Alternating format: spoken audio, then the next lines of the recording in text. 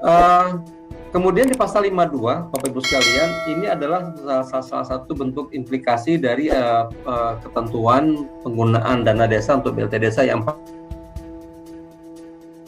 40%. Di pasal 52 terdapat ketentuan yang menyebutkan bahwa Menteri Keuangan dapat melakukan realokasi dana desa antar desa dalam satu kabupaten kota. Apa yang akan dialokasi itu adalah dana desa, ya, selisih anggaran dana desa untuk BLT yang dianggarkan di bawah 40% dari pagu dana desa. Nah, selisihnya itu nanti digunakan untuk mendukung prioritas nasional atau prioritas pemerintah. Ada kegiatan penanganan kemiskinan ekstrim misalnya, atau nanti kita mau memperkuat lagi program perlindungan sosial berupa BLT desa, atau bisa saja nanti kita akan memperkuat lagi kegiatan bidang ketahanan pangan hewani, atau bisa jadi nanti itu adalah untuk kegiatan prioritas lainnya. Nah, jadi hal-hal inilah nanti akan kita jadikan sebagai arah untuk melakukan realokasi dana desa antar desa di setiap kabupaten kota. Nah, bagaimana cara kita melakukan itu, Bapak Ibu sekalian? Ini akan dilakukan melalui beberapa tahap atau secara bertahap. Yang pertama adalah ketika kita terdapat beberapa desa di dalam satu wilayah kabupaten kota tidak memenuhi ketentuan 40% penggunaan dana desa untuk BLT, maka nanti Bupati Wali Kota akan menghitung berapa total dana desa untuk BLT yang tidak terpakai dari 40% tadi. Misalnya gini, di Kabupaten A itu ada 5 desa. Nah, 5 desa itu nanti desa 1 menggunakan BLT desa, dana desa untuk BLT desa hanya 20%. Kemudian nanti desa 2 menggunakan hanya 30%. Kemudian desa 3 nanti menggunakan misalnya 40%. Nanti desa 4 misalnya menggunakan sampai 50% dan seterusnya. Nah, maka yang tidak digunakan di desa 1 dan desa 2, selisihnya itulah nanti yang akan menjadi angka yang akan kita realokasi. Itu angka yang akan dihitung oleh Bupati Wali Kota. Nah, kemudian hasil hitungan itu nanti akan disampaikan oleh Bupati Wali Kota kepada masing-masing kepala desa. Dilaporkan, diinformasikan ya, kepada kepala desa bahwa kita di tahun 2022 ada selisih atau ada sisa dana desa non BLT secara agregat sekabupaten itu sekian yang tidak terpakai untuk BLT.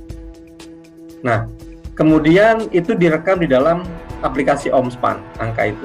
Setelah disampaikan, diinformasikan kepada kepala desa, kemudian direkam di Omspan, kemudian juga dilaporkan kepada Menteri Keuangan, kepada Kementerian Keuangan.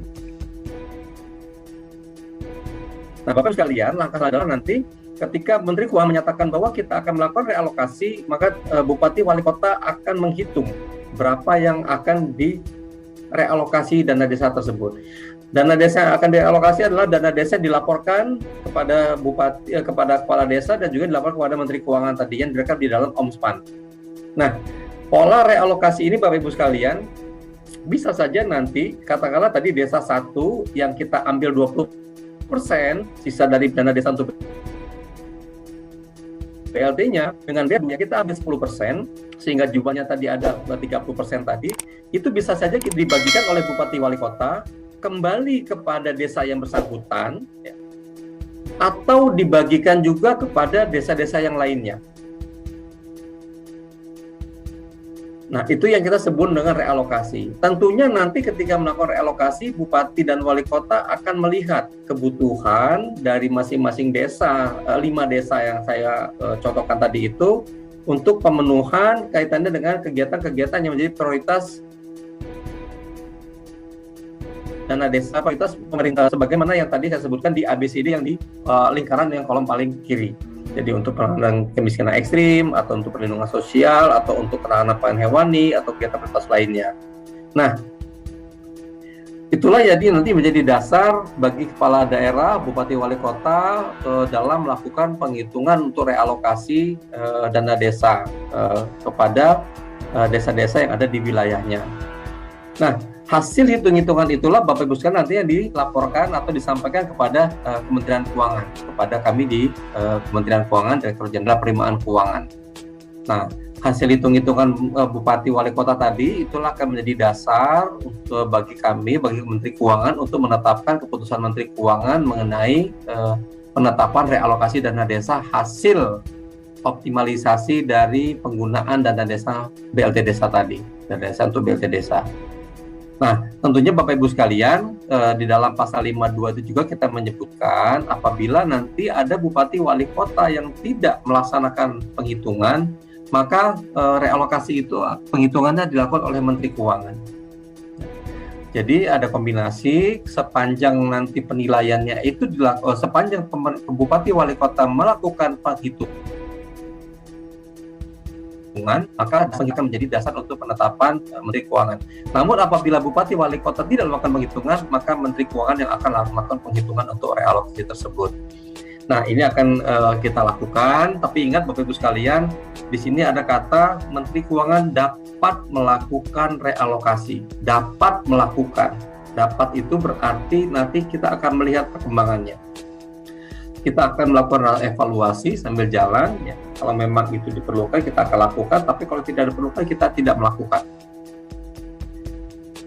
Nah, hasil Bapak Ibu sekalian, nanti uang yang hasil realokasi itu, apabila kita lakukan dan kita kembalikan kepada desa-desa, penggunaannya tidak lagi mengikat hanya kepada untuk yang BLT desa.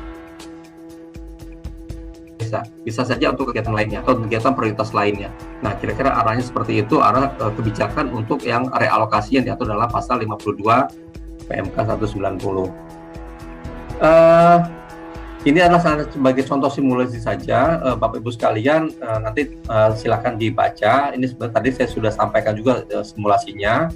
Jadi misalnya desa A memiliki pagu anggaran dana desanya 1 miliar, otomatis nanti kan bantuan untuk BLT desanya 400 juta, yang non BLT 600 juta. Nah, yang 400 juta ini, kalau misalnya nanti ternyata KPM-nya hanya 100, kalau 100 itu kan berarti kebutuhannya hanya 360 juta. Maka masih ada sisa dari 400 juta itu sebesar 40 juta. Nah, sisa-sisa yang seperti inilah, yang 40 juta inilah nanti Bapak Ibu sekalian yang dikumpulkan di dalam satu kabupaten kota. Nah, nanti hasil yang kumulatifnya itulah nanti yang akan direalokasi. Dialokasi artinya dibagikan lagi dibagikan kepada seluruh desa yang ada di wilayah kabupaten kota. Kita istilahnya kalau dulu itu di pemerintah daerah itu kita nyebutnya berbagi beban Bapak Ibu sekalian, atau burden sharing gitu ya. Kalau kita dulu tahun 2017 pernah melakukan itu untuk pemerintah daerah. Jadi pemerintah daerah dengan pemerintah pusat akibat adanya waktu itu ada kenaikan harga, kalau nggak harga minyak mentah ya, minyak mentah di dunia, sharing untuk realokasi dana desa dalam rangka untuk mendukung program pemerintah.